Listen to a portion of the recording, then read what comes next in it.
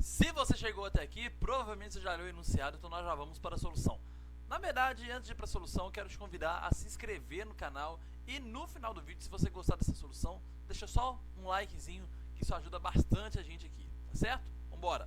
Bom, ele está falando aqui nesse enunciado que RP é um diâmetro dessa circunferência. Eu já vou marcar aqui então esse diâmetro ligando o ponto R no ponto P. O que é um diâmetro? Nada mais é do que uma corda que passa pelo centro da circunferência. Tá certo? A definição de diâmetro é essa, é uma corda que passa ali pelo centro. Você vê que ele corresponde ali exatamente a dois raios, né? Do centro até o R é um raio, do centro até o P é outro raio. Então nós temos ali dois raios nesse diâmetro. Bacana. E ele ainda falou que o ângulo PRQ é igual a π sobre 5 radianos. Vou fazer algumas considerações sobre isso. Primeiro, se você não quiser trabalhar com π sobre 5 radianos, você pode passar isso daqui para grau. Lembra que π radianos são 180 graus. Então isso daqui corresponde a 180 graus dividido por 5. No lugar de π radianos eu troquei por 180 graus. E 180 dividido por 5, isso daqui vai dar 36 graus. Então esse ângulo que ele informou aqui, em grau, ele corresponde a 36.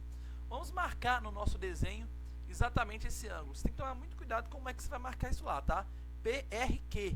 Então o vértice do ângulo está no R, onde tem aquele chapéuzinho ali, que é a letra do meio.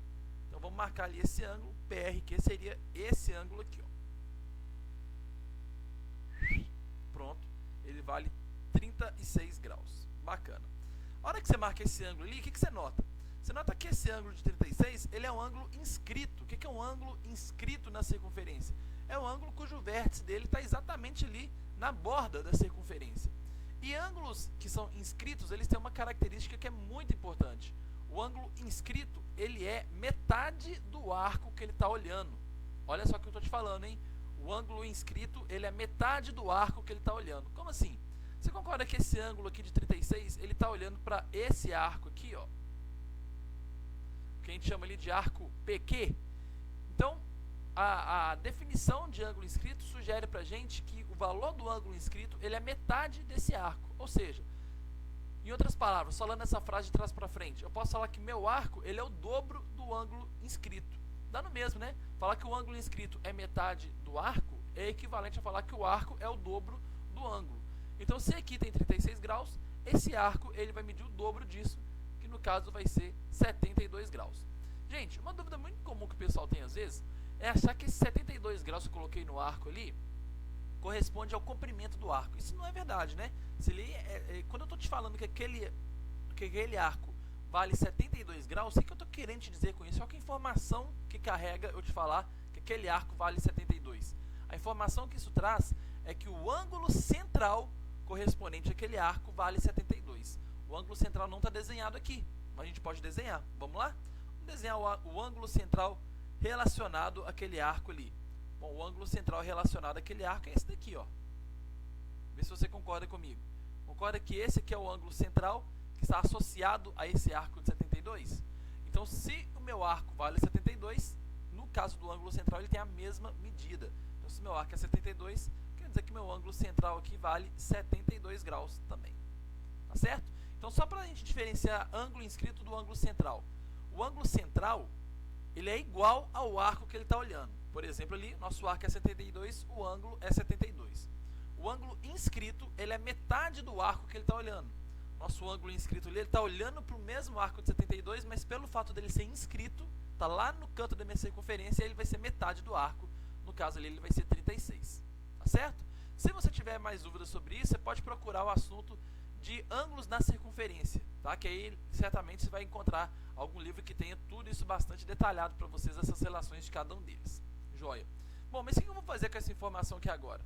Bom, a pergunta da questão é, para uma pessoa ir do ponto P ao ponto Q andando pela circunferência interna no sentido anti-horário, ou seja, ela vai sair do P para o Q nesse sentido aqui.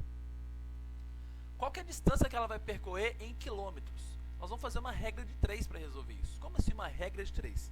Pensa comigo. Você concorda comigo? Se a pessoa estivesse saindo desse P e estivesse dando uma volta completa nessa circunferência até voltar aqui no P, você concorda que esse ângulo que ela ia descrever aqui seria um ângulo de 360 graus, que é um ângulo completo de uma circunferência? Então repara, se ela tivesse percorrido ali um ângulo de 360 graus, aliás, se ela tivesse varrido ali um ângulo de 360, seria uma volta completa, qual que seria o comprimento, a distância que ela ia percorrer? Ela ia percorrer exatamente essa distância toda aqui, ó. E essa distância toda, você pode notar que é o perímetro dessa circunferência. O perímetro da circunferência é 2πr. No caso aqui, ele já me deu o raio, ó. O raio vale, cadê? 0,3 km. Então, 2π vezes 0,3 km. Então, entenda essa regra de 3.